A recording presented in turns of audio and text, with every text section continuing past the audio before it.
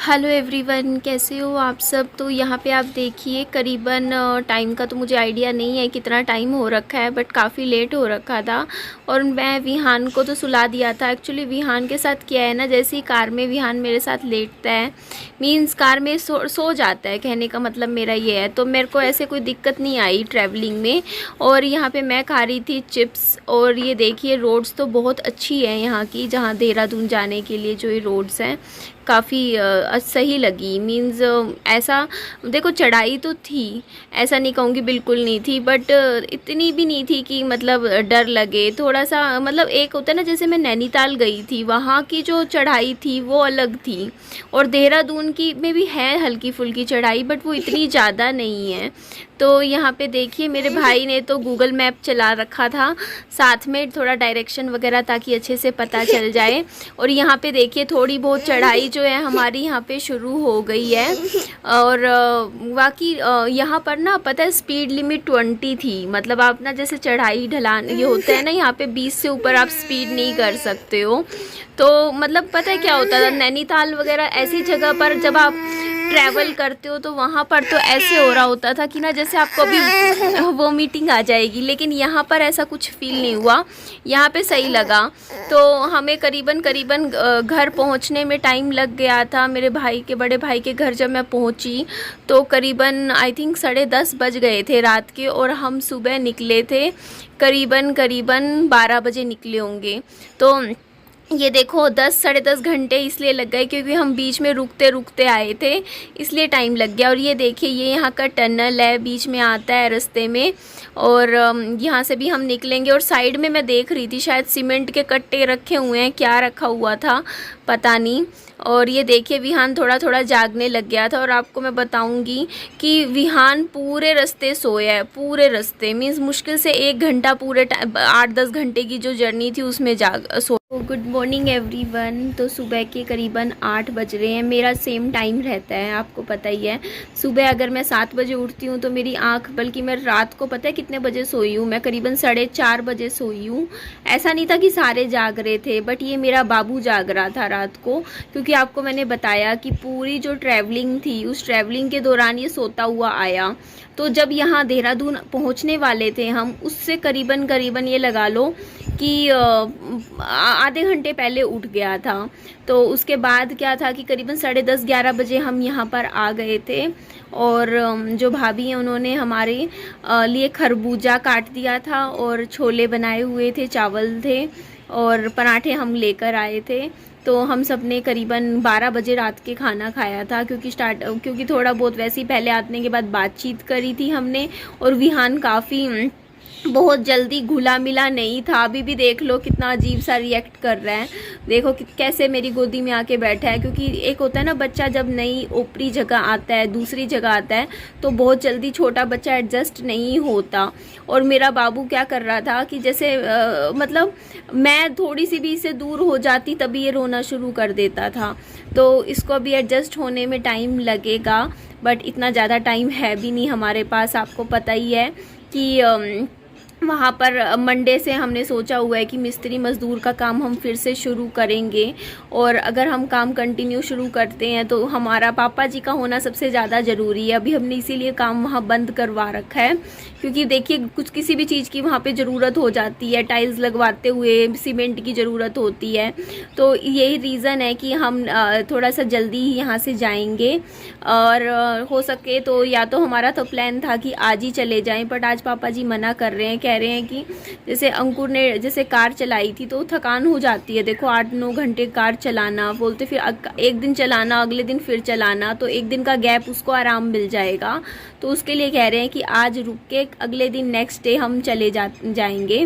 तो मैं कल रात को तो इतनी ज़्यादा थकी हुई थी। ये तो मेरी विहान तो बिल्कुल, जब देखा ना मैंने 4-4:30 बज गए, ये तो सो ही नहीं रहा।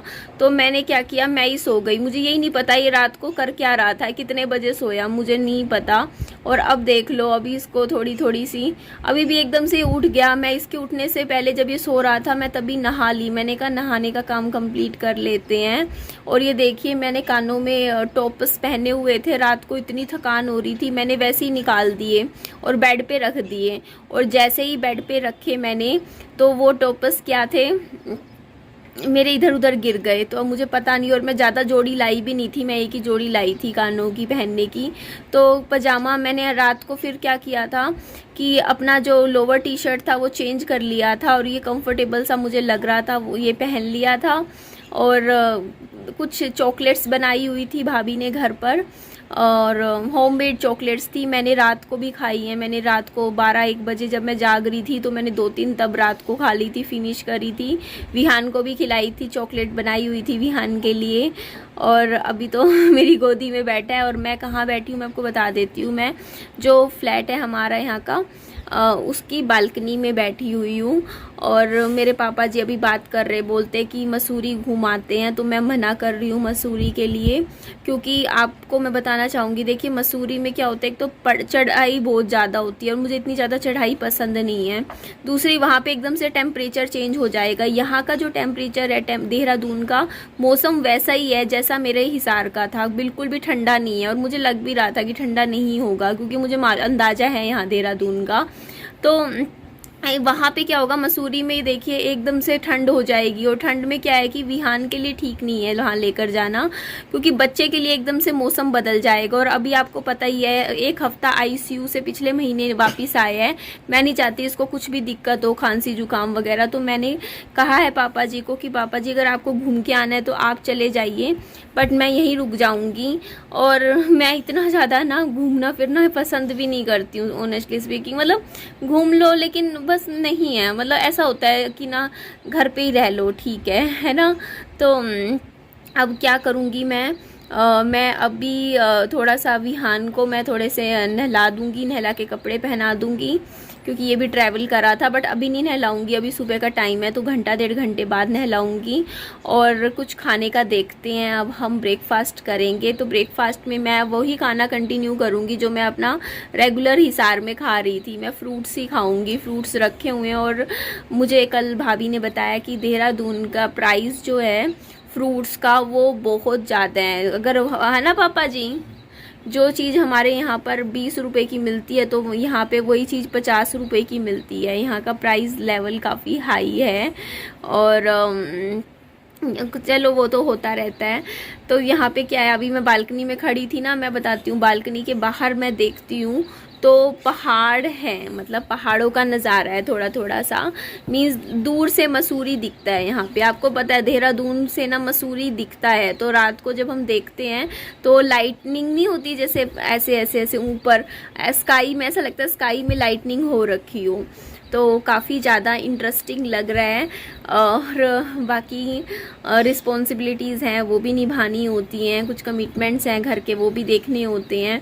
अब यहाँ पे मैं देहरादून आई हुई हूँ, और मेरे को पता है, मेरे को हिसार का जो काम है मेरे पास फ़ोन पे आता रहता है। जैसे मेरे पार्सल थे कल, मेरे क्या था कि एक पार्सल आना था मेरा, वो वापस चला गया, क्योंकि मेरे फ़ोन पे OTP आना था और वो हो नहीं पाया। तो आज भी देखो मैं फ़ोन कर रही थी उनके पास। तो ऐसे ही है, यहाँ पे है हूँ, एट बॉडी मेरी यहाँ प्रेजेंट है, बट मेरा माइंड अभी भी कहीं ना कहीं हिसार में भी है कि हिसार में ये काम कैसे करना है, वैसे कैसे करना है। तो बस यही है, ऐसे ही चलता रहता है। कल बहुत ज़्यादा मैं थकी हुई थी, बहुत ज़्यादा। आप सोच ही सकते हो 8-9 घंटे की हम ट्रैवलिंग करते हैं तो थकान हो जाती है, जिसकी वजह से बिल्कुल भी टाइम नहीं मिला ब्लॉगिंग करने का। और मुझे लग रहा है शायद आज भी मुझे इतना कोई ख़ास टाइम ना मिले, क्योंकि आप समझ सकते हो इस चीज़ को कि इतने सालों बाद मिलते हैं तो ऐसा नहीं होता कि बस कैमरा उठा के शूट ही करते रहे, नहीं दिल करता। तो रुकिए, चलिए मैं आपको बाहर का नज़ारा दिखाती हूँ यहाँ से। ये देखिए आप, इस तरीके से, ये देखिए मैं आपको बता रही थी ना यहाँ से पहाड़ दिखते हैं, तो ये पहाड़ों का यहाँ पे नज़ारा है। तो ठीक है जी, चलिए मैं विहान को संभाल लेती हूँ। इस वीडियो का मैं यहीं एंड करती हूँ। मेरी वीडियो अच्छी लगे तो लाइक कीजिएगा, चैनल को सब्सक्राइब, और दोस्तों में फ्रेंड्स में शेयर भी कर दीजिएगा। अपना खूब सारा ध्यान रखिएगा। Bye bye, take care.